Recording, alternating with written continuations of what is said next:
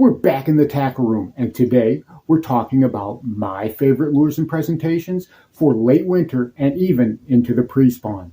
Plus, today's the day, kids. I'll be giving all the details for the big giveaway and how you can win the biggest prize pack I've ever offered on my channel. So stick around. I got him.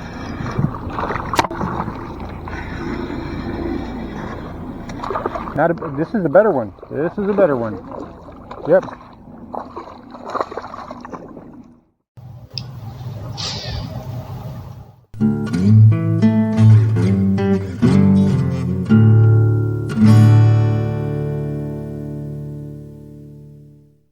And here is this video's featured comment. Congratulations. If you would like to have a chance to have your comment featured in an upcoming video, all you've got to do is leave a comment. And now, on with the video. Welcome back to Lowbrow Fishing, and here we are, the middle of winter. It's as cold as it's going to be. Those dark, gloomy days are upon us. The water's as cold as it's going to be, if not completely iced over. But there is good news. There is a ray of hope, and that is the days are slowly getting longer. We've got about 30 more minutes of daylight than we did at the beginning of the year, and that trend will continue. So we're rapidly moving toward the spring. And in South Mississippi, the pre-spawn is upon us. About January 20th every year, that's when we can kick it off. You know, it's a little bit gray, it's not a hard edge, but January 20th is usually about the defining point when we can say, okay, the pre-spawn is in full swing. And we are seeing signs of that. I'm starting to see bass more active, busting up on shad, and I'm starting to see the color come back to these fish. You've seen me catching fish in the past few videos, how nice and colorful they are. The deep emerald green, you know, the lateral lines are very defined on their bodies. So that is a great sign. That means that those bass are moving up and they're getting ready to feed. Now, don't get me wrong, that water temperature is still frigid for South Mississippi. It's still in the 50s, and that's probably about 10 degrees cooler than it normally is this time of year. But that's not stopping those fish. They are on a mission, and I'm seeing them actually busting on shad. I'm seeing them become more active because rain or shine, sleet or snow, they are going into the pre-spawn. And that means we need to alter how we approach bass fishing. Now, in a lot of the country, it's still very slow. And you've seen me using this to great effect the past few videos. A wacky worm, right? A wacky rigged worm is an amazing tool all year long. It works all year long, but especially now, whenever you're wanting to slow down that bite a little bit in those colder waters where those fish are going to feed, but they're not necessarily going to chase bait. You can put it right in front of their face with this, and they'll go after it because it's right there. Now, one of the problems with a wacky rig, even as useful as they are and as versatile as they are, they're not weedless. And in my lake, I've got a lot of garbage. I've got a lot of slop. I've got a lot of, flooded brush. I've got a lot of hydrilla, milfoil, grass, those types of things that I have to deal with. So I started fishing something about a year ago, something that I came up to, improve on the wacky rig, as it were. And it is, well, you guys already know where I'm going with this, a 1/0 light wire EWG 5-inch stick bait. And we're just going to rig it on here like we normally would, right? Put it on there, make sure it's straight, poke it through, Texpose it, right? Texas rig worm, we know this. Okay, this is a finesse version. But what I'm also doing is I'm taking a small tungsten nail weight. In this case, this is a 1/16 size. Now, a lead one will work, but I prefer the tungsten simply because they're smaller. And what I'm doing is I'm folding that worm in half, and I'm sticking this nail weight in there just past the hook bend. And I'm pushing it all the way in, getting it all the way in there, and I'm making sure I've got it completely submerged like that, right? Now what this does is that puts the weight right here in the middle of the bait, and it causes it to fall like that. You guys know this as the Waco rig. I've been using it for about a year, and it is incredibly easy to do and incredibly effective. I'm able to fish that just like a wacky rig in places I would never be able to fish a wacky rig. Under flooded brush, in thick laydowns, in slop. That's where it's been very useful for me. Now, like I said, I'm going to be doing a huge giveaway in this video. I mean, it is a monster prize pack. This is by far the biggest giveaway I've done so far. And it's in celebration of my baits going live for sale. You can look forward to that toward the end of this winter. And I'm going to be selling my stick baits, my jigs, bladed jigs, and those sorts of things. Now, to begin with, like I said, it's going to be a limited batch run, but if it does well and I'm able to handle how much there is, I'm able to get production up and work with that reasonably well, and there's not any kinks in it, I will expand it and we will continue the thing going. But right now, like I said, I wanted to do this giveaway, and this is not just any giveaway. There are things in here that lean toward how I fish. They lean toward my style of fishing and some of the crazier things that I do.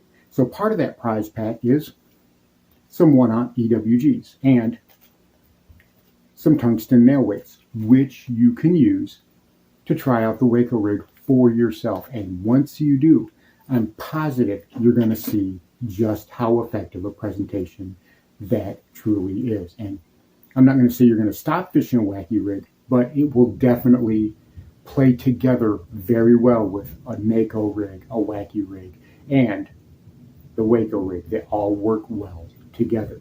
But another thing that's in that prize pack is the good old Yo-Zuri jerkbait. You guys know I love these things. You guys know that these Yo-Zuri jerkbaits, they are money. And for the price, you can't beat how effective they are. About a year ago is when I got the first one. I first started using them wholeheartedly, and I was immediately impressed by how well they work.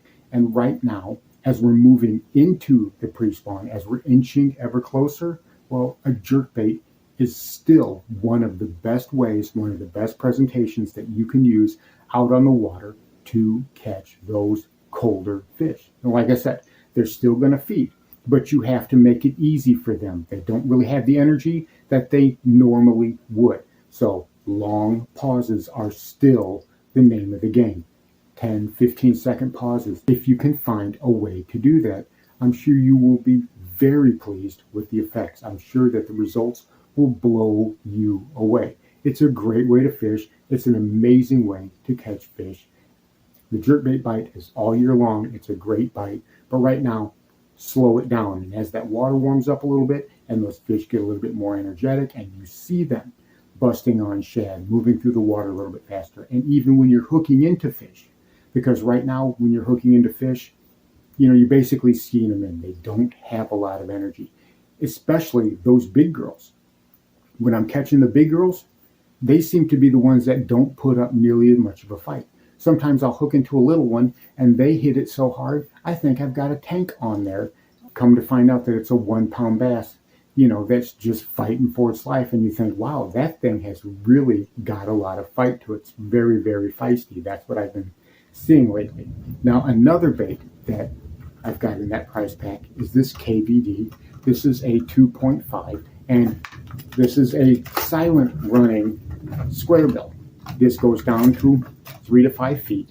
So this will work from the bank as well as the boat. And that's part of this prize pack. That's the beauty of it. It's for bank anglers and it's for boat anglers. It'll work equally well either way. Big thunder right there. Boy, we are in the middle of a monsoon. But this bait right here is really getting to be where it's going to be killer. I know a lot of guys who fish square bills all winter long, and it's a great technique. It's a great way to catch fish. You're always going to be able to get a few reaction bites. If you can get it right by those fish, if you can, just bring it by them and get it out of the corner of their eye or whatever, or if they just see it from a distance, they may dart up and they may go after it. You're always going to be able to get a few reaction bites. So if you've got the wacky rig and the Waco rig on one hand, and then you're doing the jerk bait and you're doing the square bill, well, then you're basically going to have all your bases covered, and you should effectively be able to cover more water and catch more fish on different styles, different types of baits. And like I said, it'll work from the bank and it will work from the boat. So those are the things that I'm looking towards this year. Now we've got this guy in here, which is a Strike King Thunder Cricket. This is a bladed jig. A bladed jig is another awesome way to catch bass as we move into the pre-spawn. When that water's still cold, as it warms up just a little bit, you can use a bladed jig in so many different ways. Right now, one of my favorite ways to use it is almost like stroking a jig. You let it go out there and you let it fall. You let it sink on the bottom, and then you stroke it up a little bit, maybe give it a couple of cranks, right? And then you let it fall. And then you pull it up and you give it a couple of cranks and you let it fall. I've gotten hit so many times doing that. As it's coming back down, going back toward the bottom, that's when I will get those big strikes. Bass love a change of direction. Another way to do it is to just slow roll it, especially on windier days. If you've got windy days, if you've got some current going, you can just slow roll it. But that doesn't mean you can't kill it from time to time, and I mean completely kill it. Just let it drop, let it fall all the way to the bottom, and then pop it up and begin to slow roll it again. Those change of direction techniques, those types of things will really trigger bass. And if you can get it to deflect off cover, if you can get it to deflect off a boulder or a log or something like that and get it to change direction that way, again, those are more ways you can use to entice bass into striking your lure. And that won't just work with a bladed jig, but that will also work with the jerk bait. It will work with the square bill. Change of direction and deflection. In the springtime, that's going to be a killer way to generate bites because those bass will be actively hunting.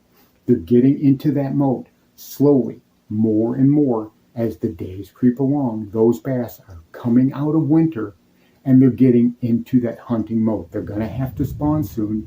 Spawn is not that far away. Here in the southern United States, I'm right near the Gulf of Mexico. I am a stone's throw away from the Gulf of Mexico.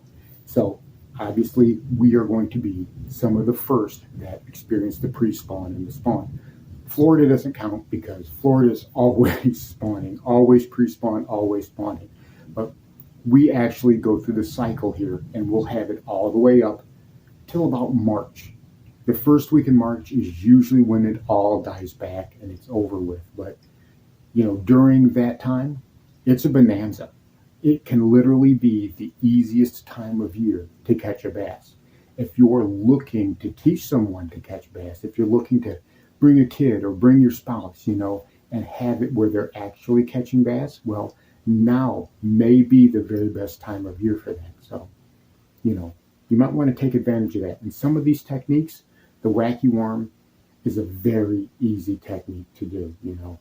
Square bill's not hard. The chatterbait's not hard. None of these techniques are super hard. So we can use them to also teach new anglers. So think about that. Now, as far as the giveaway goes, well, all you have to do to enter, it couldn't be simpler, is leave a comment with hashtag big giveaway. Now, only one comment, one entry per customer. The comment selector that I'm using weeds those out. So only one comment per customer. So if you're leaving 50 comments in there, only one's going to count. But leaving that comment will automatically enter you in the prize giveaway. And over the next few days, I will use a random comment generator. I'm going to give it a few days so people get a chance to see this video and get a chance to make their comment. And then I'm going to use a random comment generator. I'm going to pick a winner, and I will do that in one of the videos next week. Probably the Wednesday or Friday video, we'll have to see. But I want to give everybody enough time to get in here and give them a chance because it's such a big prize pack. This is a really big deal. So make sure you get down in the comments, hashtag big giveaway, and good luck to everyone. So there you have it. My favorite lures and presentations as we move from winter into the pre-spawn and into the early spring. You'll see that this covers the entire spectrum from finesse, bottom bouncing techniques, all the way up to moving baits with that square bill and even that bladed jig. That way, you'll have all of your bases covered and you'll be able to adjust based on the mood of those fish, which is key. And that's one of the greatest things about being able to be on the water is adaptability. You find adaptability and you're going to find success every single time you go out. Thanks for watching Lowbrow Fishing. We'll catch you in the next one.